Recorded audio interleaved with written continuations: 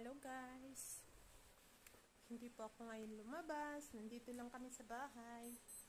Ayan ang lola ko. Thank you for watching my videos.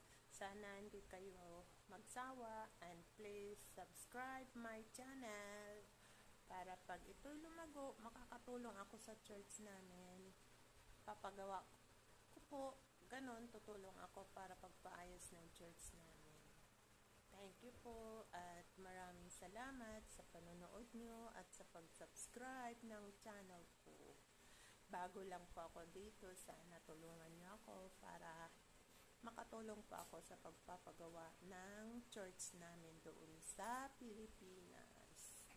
Maraming salamat po at ingat po kayo lagi. God bless you and glory to God. Thank you so much. God bless. Bye.